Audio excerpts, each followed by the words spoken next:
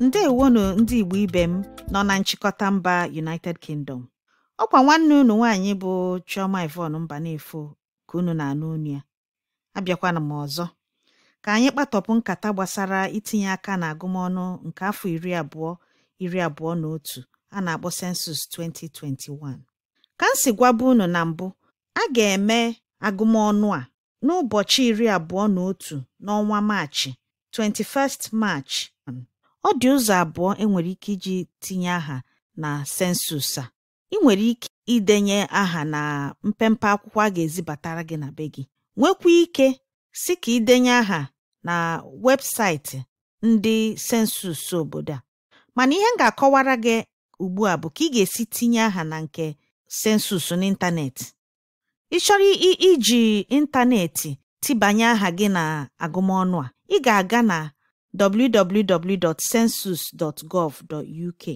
I ruo ebe ahụ, ị ga-apị ebe a na-acha ndụ ndụ edere Start Census.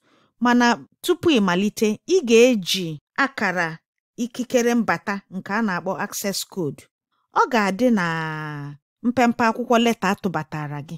Mana ọ bụrụ na ị nweghị akara ikikere mbata, ị nwere ike ije ebe a pịa ebe a ka ị mara ka ị ga-esi nweta access code gị ma ọ bụ akara ikikere mbata gị a na-agwa gị maka ya.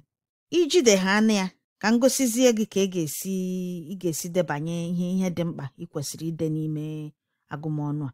Ngwa ka ije. Ebe anụnwa a ga-ajụ gị, what is your ethnic group? Ị ga-agbadata ebe ede Black, British, Caribbean or African wee tinye aka ebe ahụ. Idecha nke ahụ, ị gafee n'ọzọ nke ga-ajụ gị, which one best describes your Black, British, Caribbean or African ethnic group or background? Ebe a ka ị agbadata ebe a nrụtụ aka dị edere African. Itinye ya, ị na-agakwa. Ọ ga-asị gị, you selected African. How would you describe your African ethnic group or background? Nke bụ egwu abịagonụ. Ebe a ka ị ga-abatazi dee Igbo. Idecha Igbo ebe a, na-agakwa. Ọ ga-ajụzi gị, what is your main language? Ị ga-agbadata ebe a nrụtụ aka dị dee pinye order including British Sign Language. Ị na-agakwa n'iru. Ọzọ ị ga-afụ bụ, you selected order including British Sign Language. What is your main language? Ebe a ka ị ga-edezi Igbo. Ị na-agakwa. Ọ ga-ajụzi gị, how well can you speak English? Ị gbadata na nrụtụ aka nke izizi a dee very well. Imecha nke ahụ, pịkwa save and continue. Okwu agwụ. Ọkwa ya bụ ihe a na-agwa gị na ọfịara ahụ.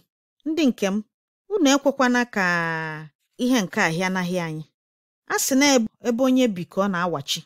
Biko ka anyị niile pụta n'igwe debanye aha anyị ka anyị gosi na Igbo zuru ezu na nchịkọta mba United Kingdom. Ndị be anyị sịkwa na eku baluo n'ike ite okute ihe dị n'ofe.